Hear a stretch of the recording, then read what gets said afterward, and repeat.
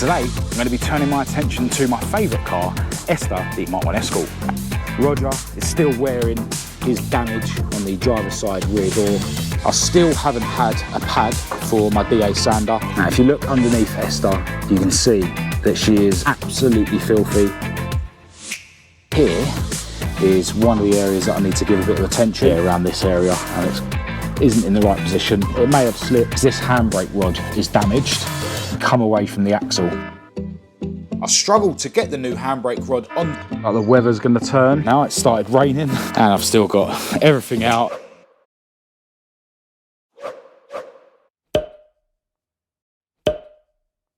Hello and welcome to this video. I'm Marcus Hayes, and today I'm going to be turning my attention to my favourite car, Esther the ST170 powered Mk1 Escort. As you can see, I've already got Esther jacked up and she's sitting on axle stands, and I've removed all four wheels. But before I crack on with that, let me give you a bit of an update on the other cars. Now, I've come round here today in Roger the Plastic Fiesta because Maud, my Mk2 Escort, is obviously out of action. Roger is still wearing his damage on the driver's side rear door, and loads of you have been asking what's happening with the insurance and stuff to do with Roger's accident. Well, as is usually the case with insurance companies, Cat's insurance company have been very keen to try and get her to get the car repaired really quickly using one of their recommended repairers, trying to offer her a free courtesy car, etc, etc, just trying to get her to go with the company that the insurance company wants her to go with. And I've sort of said to her, get back in touch with the insurance company, tell them we're not in any rush to get the car repaired. They get discounts from their recommended repairers. That's why they try and send you to them, not because they're particularly good at what they do. I believe that with Roger being a new car and with it not being Cat's fault, I think it should be repaired by Ford, especially considering that Cat's insured with Ford, although there'll just be a broker and it'll be an actual insurance company who's underwriting it, obviously. So Cat has said to him, look, you go away and you decide on who's at fault first. We want to make sure that it's going to go down as the third party's fault, and then we'll go ahead with getting it repaired, and Cat is going to insist that it goes to Ford. Because what we don't want to happen is Cat goes and gets the car repaired, and then afterwards it then gets deemed as 50-50, or maybe even Cat's fault, you never know, and then that's going to be a mark on Cat's insurance. Whereas if that's going to happen, we may as well just go down the road and pay someone to repair it. It's only a door at the end of the day. And yeah, if we're going to be paying for it ourselves, obviously we won't be going to Ford, we'll just go to a reasonably good backstreet repairer, so should be able to get a decent job done on that for a few £100. As for Maud's half shaft issue, I still haven't heard back from the company that supplied those half shafts. I will mention to you guys what company it is. I have mentioned it before when I got them. What I will say is it's not Retro Ford, the ones who supplied the half shafts for my Mk1 Escort. But yeah, just waiting for them to get back to me. When I sent them the photos, I had a look a few days later and realised that the photos didn't send because there was too many megabytes. So I actually only resent those photos 6 days ago. So I'm going to ring them tomorrow. I've given them a week, and yeah, I'll keep you guys updated. As for Heidi, my other Mk2 Escort, I haven't touched her since she was last on the channel. She hasn't started going rusty anywhere where I tickled before, although I will give those areas another tickle before I then hit it with Cure Rust and ultimately get it primered. I still haven't had a pad for my DA sander. I spoke to the car paint shop today. They got sent the wrong pad by, I think they're getting them straight from Sealy, to be honest. But yeah, they've been sent the wrong pad twice now. But today I actually sent them a picture of this label, and it's hard to see what model it is, but I think where this label's broken, but I think it's a DAS 151 or maybe a DA 5151. But one thing I did realise today is that this M5 bolt actually screws into it, so I've relayed that information back to the car paint shop, and yeah, now that they literally know the thread of the pad, they should be able to get the right one, fingers crossed. But if not, I'm going to get Carlo, the precision engineer, to make me a threaded adapter, so it'll be M5 on the male end, and then it'll be like a thicker bit of material. Maybe he'll be able to put a hex in it so that I can actually do it up, and then it'll have a thread in it for an M6, which I think is the thread that is really common on DA sanding pads. So yeah, definitely going to be diving back into Heidi very soon. And I think if I don't end up, you know, solving this issue with the DA sander within the next few days, I might just come around here and maybe start doing the fiberglassing down here. I don't really want to start cure rusting the bits that need cure rusting and, you know, thoroughly degreasing it before that until I've given the whole thing a DA to key it up. So that's why I'm holding fire at the moment. But yeah, I could, you know, wire brush out where these welds are and start fiberglass in those areas. There's quite a lot to do down there and down there, because I want to make the shape look like it hasn't been repaired. So yeah, Heidi will be getting some more love very soon. Now, if you watched the last video, you'll know that my good friend Lee Booth very kindly did the modifications I needed on the exhaust for Esther, my Mk1 Escort, which means I can pretty much put her back together. But there is one thing I want to do before I even start putting her back together. Now, if you look underneath Esther, you can see that she is absolutely filthy. I don't think I've cleaned under here since we went on the Summit run last year in Northern Ireland. And I will be going to the Summit show and run again this year. It's in August. Do check the Facebook page for the Summit show and run if you're planning to make the trip over there. Well worth the trip. And yeah, I can't wait. Planning to take Esther yet again. Anyway, I really want to give this a bit of a clean. So I'm going to hit the whole of the underside with panel white.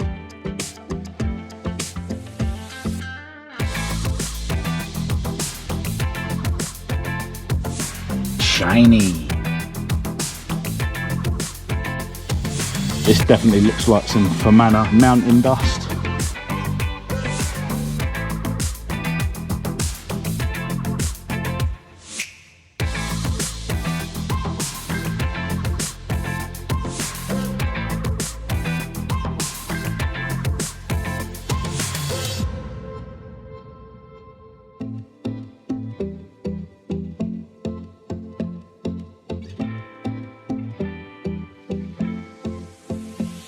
Well, she's definitely looking a million times better than she did. It's still not perfect. Everywhere, you know, I look, there's little bits that I've missed. But yeah, that's all she's getting. This car's never going to be parked up with any mirrors under it, which was the plan when I first started building it. But yeah, it's going to get dirty again. The car's going to get abused. Maybe not as much as I abuse Maud, but yeah, that's all she's getting. But yeah, there's a view from the back. And if you look inside this rear arch, you know, there are little dots of, you know, dirt, and if you keep rubbing over them they will go, but like I say, this car's never going to have mirrors under or anything. And then there's inside the front arch. I haven't bothered going, you know, right up where you can't see. It's just nice when you can see the blue areas here and here, like when the wheels are on. This area here is one of the areas that I need to give a bit of attention. I have already tickled it with some sandpaper and I will be giving it another degrease. There's another bit similar on the passenger side rear arch, yeah, around this area, and it's gone here as well. Again, I've given it a tickle. This one has gone through to the bare metal. I'll just spray a bit of epoxy primer into the lid of the can and then brush it on the bare metal bit, and then I'll knock up some Olympic blue paint and go over the whole area, just overlap it slightly. It appears that the bump stops, definitely this one, isn't in the right position. It may have slipped. I'm going to undo these U-bolts in a minute and put that in the right position. Maybe when the bump stop is in the right position, it will prevent this happening, who knows.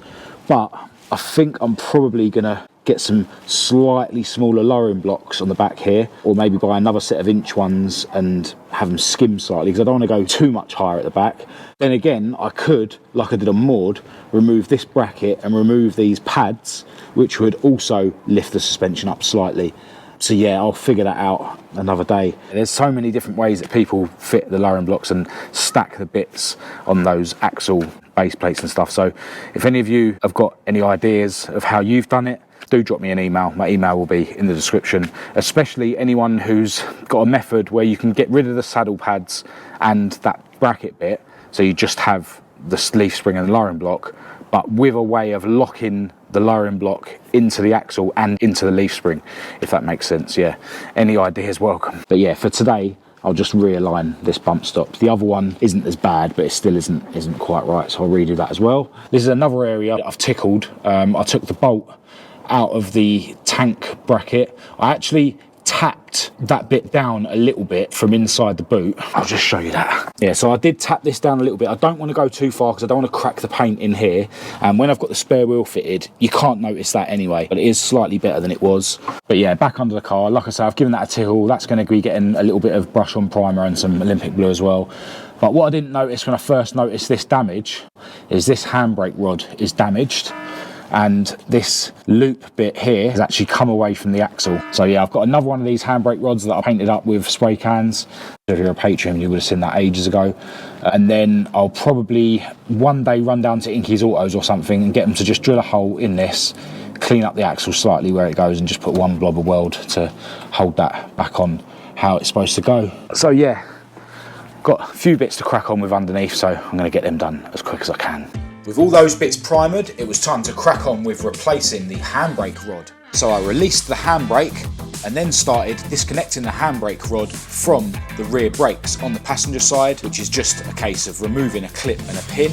Then I was able to slide the handbrake rod towards the driver's side, which then peeled back the spring on the handbrake cable, and then the inner cable was able to slip through the slot on the handbrake rod.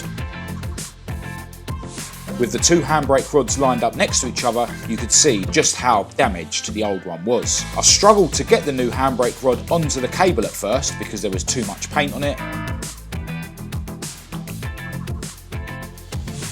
So I prised the slot open slightly with a screwdriver, and then it slipped onto the cable nice and easy. All that was left to do then was to attach the rod to the passenger side rear brakes with the pin and clip and give the new handbrake rod a wipe to remove my grubby handprints. Alright, so I think I'm going to give the primer a little bit longer to dry before I start putting some Olympic blue on those areas. So I'm going to crack on with fitting Esther's exhaust. So I've got Esther's exhaust lined up here. 3 out of the 4 of these pieces we took to Lee Booth in the last video, who very kindly carried out some modifications for me. You can see the back box has now got an extra bracket. This section we didn't take to Lee Booth, although I have just enlarged this hole, which is going to give me a little bit of adjustment with the cotton reel that mounts there. And this section was where Lee put this flexi in for me, and he attacked this manifold, put some extra welds on there to make it look a bit better and make it a bit stronger. I have just given the flange a sand with a sanding block just to make sure that's flat, just to clean it really, but I've also gone in here and ground away some of the bigger welds that have obviously come through from where Lee was welding. Now Lee actually gave me yet more parts when I went to see him in the last video, so I'll quickly show you them. Actually for Maud, so I'll be taking them back to the garage at home. So I've got this weld-on strut brace, which he cut off of his Maud door recently when he fitted the bolt-on retro Ford one. In fact, Lee was saying if I happen to bring Maud with me, next time I go and visit him, he'll weld that on for me. But he also gave me this bracket for the catch can that he gave me last time I went to see him. So yeah, I'll be able to get the catch can mounted to Maud now. And he gave me this piece, which I'll show you where it goes. So yeah, it basically goes something like that to take up any gap you might have between the radiator and the slam panel. I don't have a gap on this car, and to be honest, I don't think I have a gap there on Maud either, since I fitted the alloy rad, which Lee also gave me. But I'll take this home with the other bits and have a look next time I get Maud out of her garage. Now, I've got to be out of here in probably 2 hours at the very latest. So yeah, should be able to get this exhaust fitted. So let's crack on with the manifold first.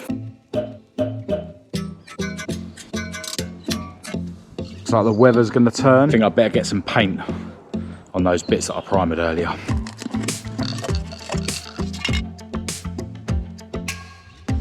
I'm not measuring this exact. I think it should be 3:1 or 4:1. That'll do. Makeshift paintbrush and microfiber cloth. But not looking for an awesome finish, we just want it to be blue. And that is good enough. And that's the rear arch bit done, and the boot floor bit done. Now let's finish fitting the exhaust. Don't really like these mounts, but that's what came with this exhaust. I'm just going to use it for now.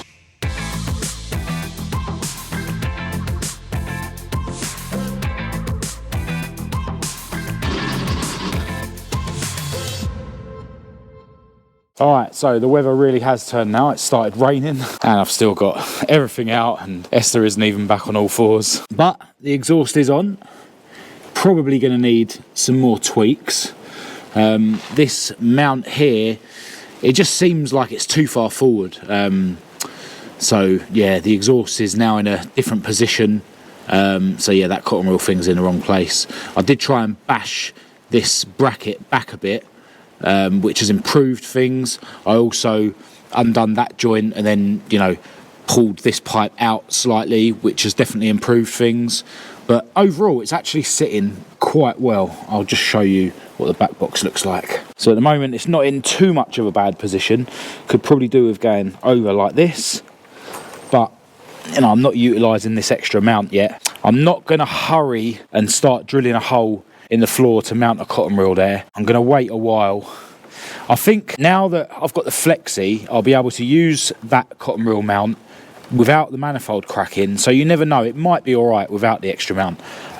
Other than that, I might be able to maybe have something made that comes from the chassis leg over here rather than drilling a hole in the boot floor. But I'm going to think about it. I don't really care that much about drilling a hole in the boot floor and just having a cotton reel there. But yeah, the exhaust is on. Even though I've run out of time and it's raining, I do want to adjust them bump stops before I go, because that's the last thing I need to do under the car. We'll just buzz these off. Right, let's get a hammer. That's more like it, so it's in line with this bit, which is the bit that it's supposed to hit up against. And there's the other side done. Alright, so I feel like I might have stopped filming quite abruptly there, but yeah, I just needed to get all my stuff packed away and get Esther back on all fours and get her back in the garage. The weather was getting worse, and yeah, I got wet, but these things happen. It is what it is. I do feel like today hasn't really gone as smoothly in terms of working on the car and filming as I was hoping, to be honest. Sometimes when I feel like that, when I edit the footage, I realise that it's not as bad as it seems. But yeah, progress is progress. I'm glad that I managed to do pretty much everything I need to underneath the car today while she was jacked up and, you know, had all the wheels removed. Really cool to see her looking a little bit more clean on the underside, but I'm not going to start polishing her, you know, before I drive her every time. Once a year, I think it's good to get under there and give it a wipe, and, you know, just so you can spot any rust that's coming through or anything. And yeah, there was definitely nothing to worry about under there. Really, really glad that I've got the exhaust fitted. Massive thanks again to Lee for doing those modifications on it. Still need to do a few tweaks in terms of fitment and stuff, and figure out exactly what I'm going to do with that extra mount on the back box. But yeah, it should be fine. With that flexi in it, it should stop the manifold cracking. Obviously, now that I've got the new handbrake rod fitted, I can think about getting that little bit of the axle welded back on where the bush for it goes. Yeah, I'll probably take a trip down to Inky's, maybe one of the first trips that I go on in the car once I do get it back on the road. I think next time around the garage, I'm going to crack on with Esther again and just bolt everything back together in the engine bay.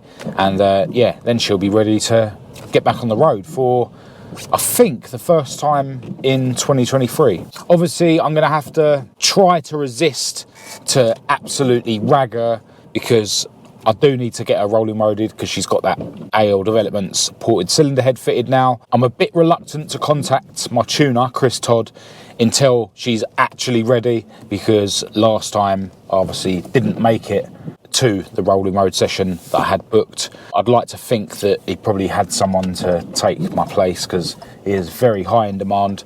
But yeah, as soon as she is on the road, I will be contacting him, and I'm hoping he can squeeze me in maybe on an evening where he's already working on someone else's car, because I'm pretty sure the map should only need a couple of tweaks. But yeah, like I say, progress is progress. We got some bits done today, so yeah, can't complain. Right, so that's all I've got for this video. If you did think it was any good, please do give it a thumbs up and a share. If you didn't, give it a thumbs down. Do click subscribe and activate the notification bell if you're new, to keep up to date with all my future uploads. For official Marcus Hayes merchandise or parts for your car, Do check out my website. Feel free to follow me on Facebook, Instagram and TikTok. Massive thanks to all my patrons for your ongoing support. All the links for all of that will be in the description as usual, along with my email address for anyone who wants to contact me. But other than that, until next time, thanks for watching.